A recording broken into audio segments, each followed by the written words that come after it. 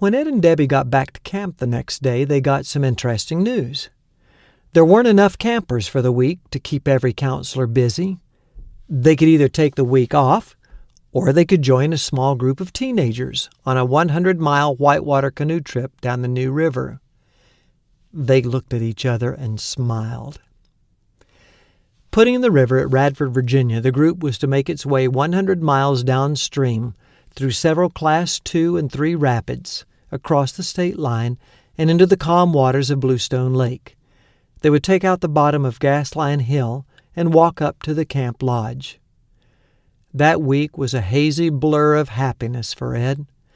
Just as he and Debbie made great co-counselors, they also made great canoe partners.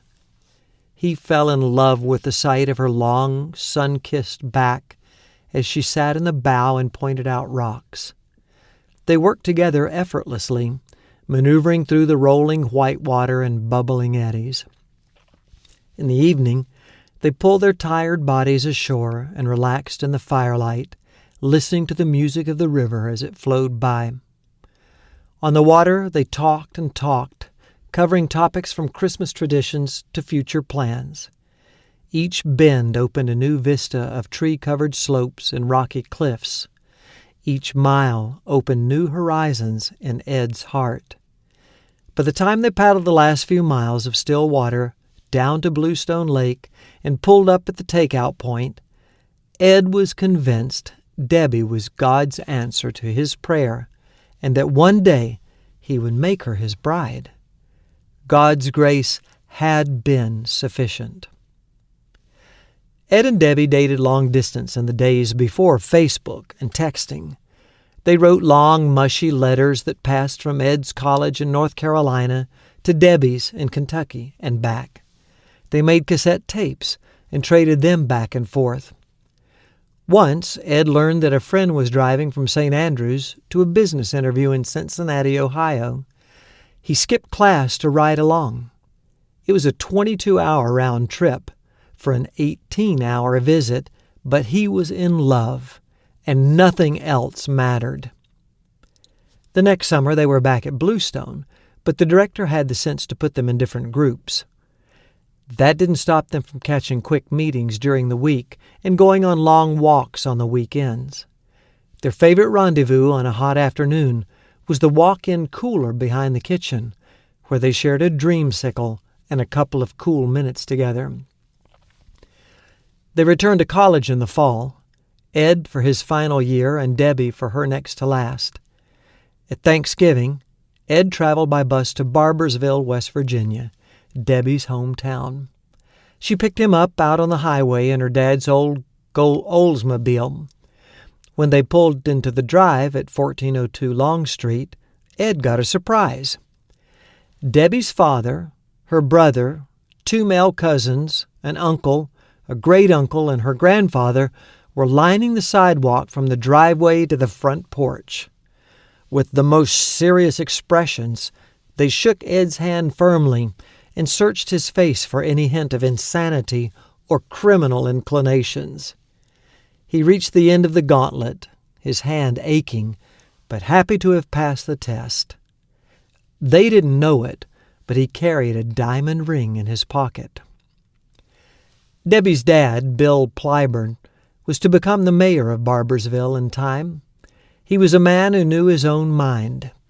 He'd made it clear that no young men had better come sniffing around his daughter until they met 5 conditions: a good job, money in the bank, a vehicle, a house, and a diamond ring. Ed started out without any of these items, but he was extremely motivated. By that Thanksgiving, he either had those things or he had a plan to get them. He was ready for the talk. Debbie and her mother invented an urgent need for something from Bill's drugstore and suggested Ed ride along. Sweating profusely, he climbed in the passenger seat, and after the car pulled onto Long Street, he began his memorized speech. Asking for the hand of Mr. Plyburn's daughter felt a lot more awkward than it had in practice. There was a long, nerve-wracking pause, and at last Bill said, "Well, Ed, I don't know you as well as I'd like. A girl's father wants to be very careful about who his daughter marries. There is one thing I do know. Whenever you're around Debbie is the happiest I ever see her. If you'll promise to take good care of her and keep making her happy, you have my permission to marry." As Bill told the story afterwards, he described Ed as kneeling in the floorboards, trembling. In spite of that, Ed had a good relationship with Bill, who often called Ed his favorite son-in-law. It didn't matter that Ed was his only son-in-law. Years before, Ed's father had given him and his brothers a piece of good advice about proposing marriage.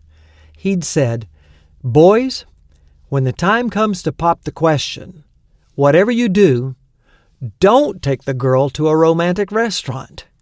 With those flowers on the table and that violin music, any girl is going to say yes.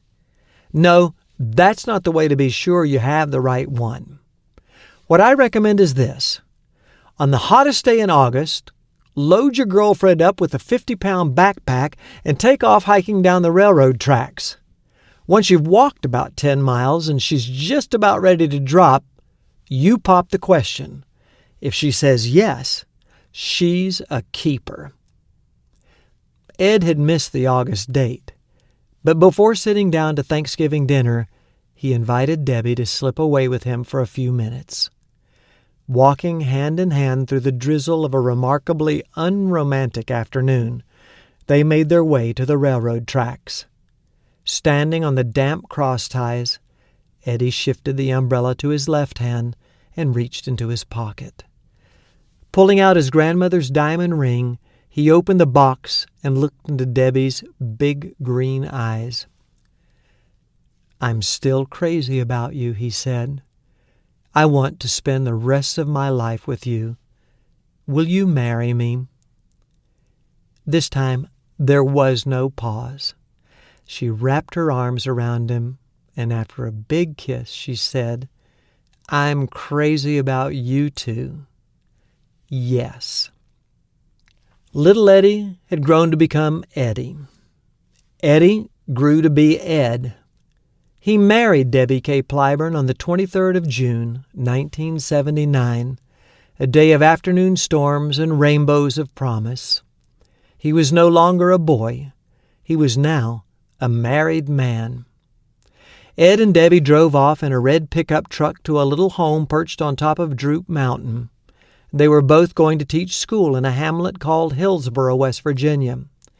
They had no idea that they would eventually have 8 children, swim in the crystal waters of the Bahamas, fight badgers and 37-degree below zero temperatures in northern Wisconsin, lead 1,000 children to Christ at South Mountain Christian Camp in North Carolina, or found an evangelical multi-ministry center called El Monte on a hillside in southern Mexico. But God did, and every step of the way, His words to Ed on the roof of that snake-infested cabin have proven true. My grace is sufficient for you. P.S. Feel free to email Ed at hnolalo@gmail.com. He's working on a follow-up story of how he and Debbie went on to have 8 children and spent 16 years as missionaries in southern Mexico, pioneering a ministry called El Monte. It includes knifings, extortion, assault, and corruption.